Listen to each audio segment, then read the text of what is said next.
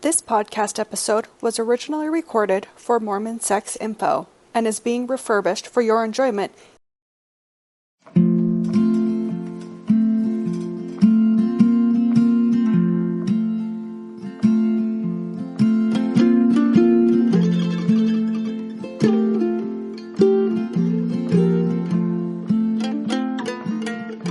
Mormon Mental Health Podcast is a production of the Open Stories Foundation and relies on donations from its listeners like you. To help keep this podcast alive, please consider becoming a monthly subscriber. Any amount will make a difference. You can click the right-hand donate button on mormonmentalhealth.org. All contributions are tax deductible within the United States and go towards podcast production and building community support and program development for Mormons on various paths and journeys. Thank you for listening.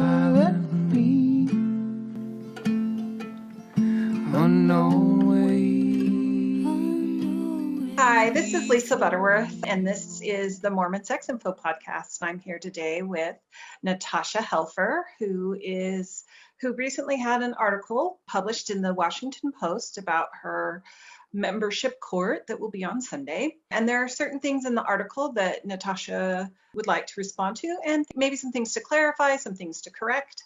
And we're thinking we'll just read the article for those of you who haven't seen it. So this is by Sarah Pulliam Bailey, April 16th, 2021. A sex therapist who has publicly challenged her church's teachings on sexuality is facing possible expulsion as the member of the Church of Jesus Christ of Latter-day Saints. Natasha Helfer, 49, was raised by parents. Her parents in the LDS Church. We got to claim our age. Yep. Was since she was 5 years old. I did not know that. Anyway, has been a national face for mental health advocacy among Mormons. The truth. Nearly a decade ago, she wrote a blog post that caused waves across Mormonism, where she declared masturbation is not a sin. And since then, she has attracted a wide audience, especially among more progressive Mormons and ex-Mormons, for her frankness around sex. Anything you want to respond to there? Okay, no, that I would say that's all very accurate. But before we go further, I just want to say the following things. So Lisa Butterworth is currently taking her lunch while she's taking her PhD classes to become a PhD level sex therapist. So we only have 20 minutes. So we're considering this kind of like part one, and we'll try to reconnect either tonight or tomorrow to finish it up. Number two, whether, I feel like there were some slight mistakes or whether I wish they would have done, a few things differently. The two women that were involved in both interviewing me and photographing me were excellent. And I just want to thank them for their attention to detail. I would have talked to a male reporter, obviously, but there was something serendipitous for me that these were two women capturing my female story. So that was very meaningful. And I think especially in the culture where we have been so incredibly cruel to the journalistic profession in the last several years, I think in very misinformed and discrediting ways, made me feel that kind of connection that in some ways these women have also been through a lot of pain and heartache. We didn't talk about that. That's my assumption. But whenever you're misjudged and when people assume your intentions, and especially when they assume those intentions to be malicious, I can't imagine that they're being pain. So I hope I'm role modeling, like, this is what you do. If somebody gets your story wrong, or if there's corrections to be made, there's nothing stopping you from sharing your own ideas or giving it, your perspective. And so that's what I'm here to do. But overall, I thought it was a very fair piece, and I was very pleased. And they spent countless hours talking with me to make sure that they were getting, all the kind of details and all the people. And I know that not all the people they spoke to showed up in this article, but I was overall very pleased. Yes, I think it's a wonderful article. An A to the Washington Post. Yep, A. An A plus if they would have let me write it. No, I'm just kidding. No, just kidding. And it wouldn't be and it would be an op-ed. There you go. All right, so that's what I have to say. So that first paragraph that you shared, I thought was yeah, there's nothing I would correct there. She is facing discipline for charges of apostasy or public dissent from the church leaders. Such charges are rare and more common with members who are promoting polygamy, according to Taylor Petrie, a scholar of history and gender and sexuality in contemporary Mormonism. However, there have been a few other high-profile apostasy cases in recent years, including against Kate Kelly, who advocated for ordination of women in the church and was excommunicated in 2014. Helfer said of LDS church leaders, "They're trying to discredit me professionally. They're treating me like a pariah in this community." Yes, Any comments? I do have those feelings. I think this is the concern, right? Like if I'm being called in for, my own personal relationship with the church, that's one thing, but I'm being called in a way that is discrediting me to millions of Americans. There are millions of Mormons in this country. Right. Experts on Mormon history say Helfer's case is also surprising because she has promoted teachings about sex that are in line with other licensed mental health professionals.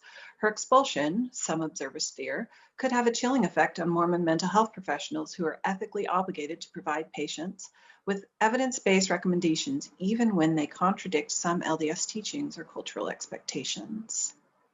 That is correct. And I think you were the one that kind of did the whole professional letter thing. And can you tell us how many clinicians have signed on to this letter that shared very much these concerns, which we'll make sure too to share a link to that. Yeah. Currently, I think we're hovering up close to 450. I mean, last time I looked, it's been a minute because I've been in school, but that is where we're at. And if you signed it and you don't see your name yet, we're just updating it. It'll be there. Experts on Mormon history say, I think I read that one. And this is a precedent for other professions too, right? Medical doctors, whether geneticists, lots of different types of professionals that may be practicing, best standards of care in the medical and social science field that doesn't necessarily align with religious values, beliefs, or dogma. So, which is really what a huge part of this message that I'm trying to get across, that I'm even challenging this outside of my religion. I think this happens in many conservative American religions. So yeah, that's all I have to say about that. Helfer, who has been in the mental health service for 25 years, said most of her clients are Mormon or ex-Mormon, partly because they have a hard time finding a professional therapist who understands their faith and cultural background. Clients, she said, have told her that licensed LDS therapists will tell them to pray or read scriptures, and some non-LDS therapists will suggest leaving the church. I actually hear that a lot from clients who go to non-LDS therapists. Well, why do you stay? Why not just leave? Right. And this is a super nitpicky thing, but I really try to call believing Mormons, believing people in the Mormon community LDS, and they didn't do that in that one sentence. So that's super nitpicky though. Yeah, I saw a need for ethically minded therapists who would be able to sit in that middle ground, not imposing religious beliefs, but valuing the importance of their faith. Okay, so if I had two mantras in my professional life for the people who come to my home, to my office, I would say my mantra is end sexual shame. My professional mantra as a supervisor and educator in these fields would be that sentence right there. That is what I really care about. So in that sense, I'm really pleased with this article because I felt like it really talked about the 2 points. It's about helping the population, the public, but it's also about helping mental health professionals serve the public in ethical ways that honor religion, honor cultural diversity, honor values and morals of people as they come in, also value non-religion people, right? If they're religious, if the therapist is religious, and to follow clinical standards. About 10 years ago, she became one of the few licensed sex therapists in the Mormon world. I'll pause there. Okay, yeah. So there currently isn't a license for sex therapists. And this is actually something that a lot of people in ASECT are considering, or at least vocalizing that they're probably, it'd be nice if there was more regulation. Because currently the only state in the United States that licenses or regulates sex therapy is the state of Florida. But there is ASECT, the American Association for Sexual Educators, Counselors, and Therapists, which is considered the kind of governing organization and association that has very thoughtfully over decades of years come up with their ideas about what's the criteria that a person needs to go through to be able to really adequately call themselves a sex therapist. But see the difference there, and I do think that this is important for the public to understand. If I get my bachelor's degree, let's say, in family science, I cannot call myself a marriage and family therapist. Every single state in this country would call me in, and there would be probably a fine or legal ramifications or something, because I am presenting myself incorrectly to the public. So I have to get my master's degree. I have to go through a kind of like a 2-year licensing procedure under supervision by another supervisor that's also licensed. And that whole process takes hundreds and even thousands of hours, right? As you well know, Lisa. So there isn't anything like that. So really any therapist that is licensed, whether they specialize in grief or trauma, or they went to this university or that university, can call themselves a sex therapist if they think that they know something about sexuality. And that's really dangerous, because I know what I knew as a trained licensed marriage and family therapist. And I know now what I know as a certified sex therapist. And I am letting everybody know that those two Natashas were very different people as far as the type of therapist that showed up, on the other end of your couch per se, right? So this is something that I also feel very passionate about, that therapists in general should not call themselves sex therapists unless they're certified. They can say, maybe I specialize in areas of sexuality. There's a lot of people, for example, there's a lot of therapists who specialize in sexual trauma, but that's still different than being a certified sex therapist who specializes in a lot of different areas of human sexuality, not just the trauma piece. So this is something that I'm also very passionate about educating the public on. I also want to say that the credentials for a certified sex therapist is CST. Well, there are some people who have a CST. This is just really kind of, I don't know if it was intentional or just really bad coincidence, that went through trainings as Christian sex therapist. And that is not an ASEC certification. So even with the CST, you want to be careful to make sure that they are an ASEC certified sex therapist. And that's why whenever I publish anything or write about myself or on my about pages, I always mention the organization of ASEC, which I am very proud to be a member, and not only a member, but a supervisor for that organization. It has been pivotal for my sex therapy training development. I actually know someone who went through the training to become a Christian sex therapist. However, she was not allowed to become a Christian sex therapist because you have to sign a letter that says that you believe the Bible is the only word of God, and there was some other thing that she didn't ethically feel like she could sign as a Mormon. Like if you're a Mormon and you're claiming to be a Christian sex therapist, you probably didn't read the what you signed or something, because they don't allow you. Christian sex therapists are not interested in letting Mormons be Christian sex therapists. So that's a whole nother disaster discussion. That's a theological discussion, right? Because Mormons do consider themselves Christian, but the Christian community at large has rejected us for a long time, right? In that regard. Yeah, and so that's an interesting ethical and moral discussion. But yeah, she thought that the training was pretty good, but kind of limited in some ways, not as thorough as the ASEC training.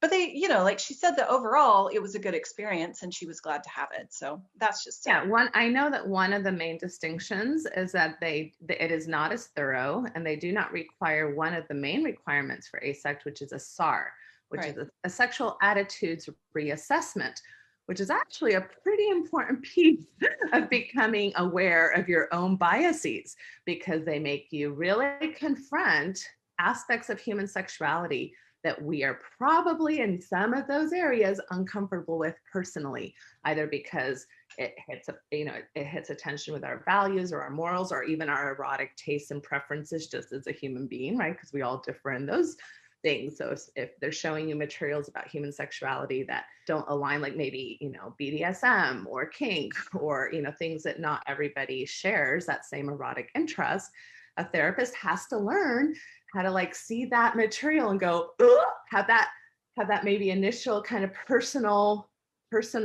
reaction, become aware of it, and learn how to release that so that you can sit in front of somebody who has different erotic templates and interests in you without judgment, shame, and kind of presenting an aura that you're not going to be safe enough to be able to talk about those things. And I'm going to say one more thing, and we're going to finish on this point because I think this is all we have time for. I think that there is something extremely, so this is where I would call kind of, I'm not a consumer affairs expert, so I'm going to probably mess up my language, but for there to be trainings in this country that require therapists, people who are really trying to, I think, like this person that you're telling me about, I'm sure had all good intentions, right? They were wanting to learn and they wanted to maybe stick within their own values, whatever that was about. Or they didn't even know that there was a better program available. And so these programs, and this is also true of the CSAT certification, the Certified Sex Addiction Training Programs, which are not supported by ASECT and do not, again, comply with the academic and evidence-based rigor that is expected of us as clinicians, cost these clinicians thousands of dollars to get pretty much what I think is a quack degree. And you can quote me on that one. I know I get in trouble for saying, and you can quote me on that one because I get passionate and I say things that maybe aren't very nice or don't feel nice, but it's not my intent to not be nice. Like my heart hurt if I had paid thousands of my own precious dollars. And it's not like mental health clinicians make a lot of money.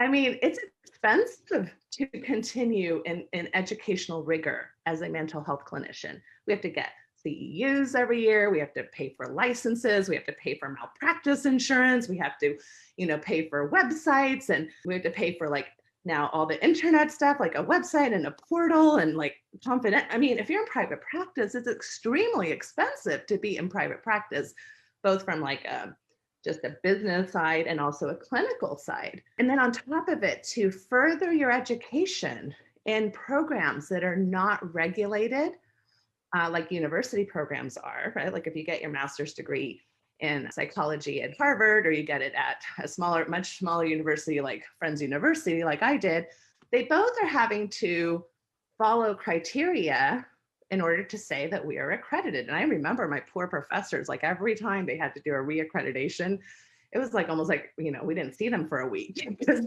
it was very intense for them to prove that their program deserved that title of accreditation. So the CST program doesn't have that. This Christian sex therapy program doesn't have it. ASECT even really kind of doesn't have it because nobody's willing to regulate this field, but at least we're kind of governing ourselves as a very wide, diverse population that represents an ASECT. So do you see my passion? I hope that I'm getting across it. My passion is to protect the public. My passion is to protect the therapists. My passion is to protect the supervisors and educators. And we can only protect through education that has rigor behind it, that has diversity behind it, that has a variety of voices that say, you know what, we kind of have to agree, especially when we're willing to put aside our personal religious or non-religious biases, which is at the basis of every code of ethics that every mental health profession has, whether you're a social worker, marriage and family therapist, psychiatrist, psychologist, LCPC, professional counselors. All right, that's my soapbox for today. Have a lovely rest of your afternoon. Yes. Say hello to whoever's teaching. Are you seeing Doug Braun-Harvey? I'm seeing Doug Braun-Harvey right after this. I'm so jealous of your PhD program. I'm so jealous.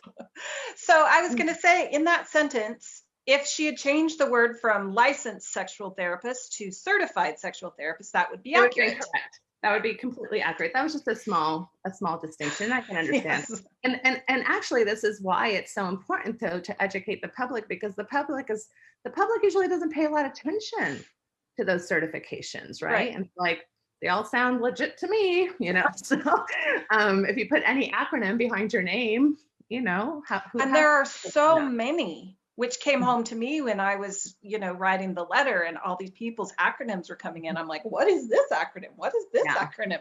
There are so many acronyms. So when you're choosing a therapist, take 2 minutes and research their acronyms. What's their background in? Have they studied systems? Have they studied, individual therapy? Have they studied sociology? And they're all valid, but they may have a better fit depending on whatever you're bringing to the table. Love you, Lisa. Say hi to them for me. Will do. Bye. Thanks for joining us today on Mormon Mental Health Podcast. If you enjoyed this episode, please help us and become a monthly subscriber at mormonmentalhealth.org. The goals of this podcast include education, advocacy, and the mental health and general well-being of Mormons and their families. We can't further this work without your support. Music for this episode was provided by the Lower Lights. Over life's tempestuous sea, chart and compass came from thee. Jesus, Savior, pilot me. Unknown ways before me roll, hiding rock and treacherous shoal. Chart and compass came from thee. Jesus, Savior, pilot me.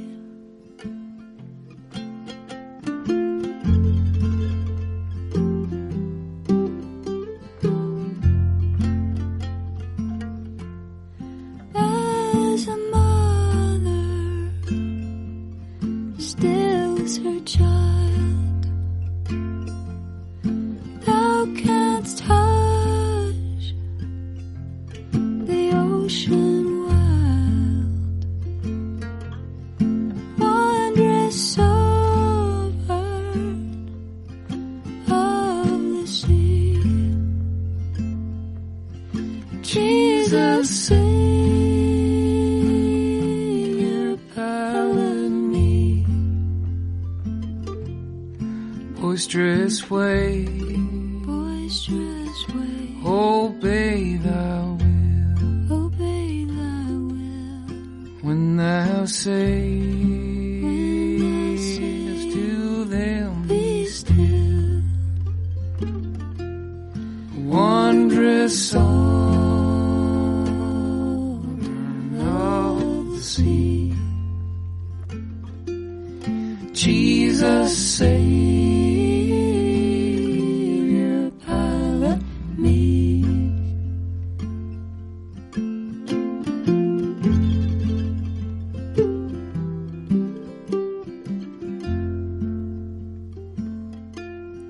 When at last I near the shore, and the fearful breakers roar, may I hear thee say to me, fear not, I will pilot thee. Twixt me and the peaceful rest, then while leaning on my breast, may I hear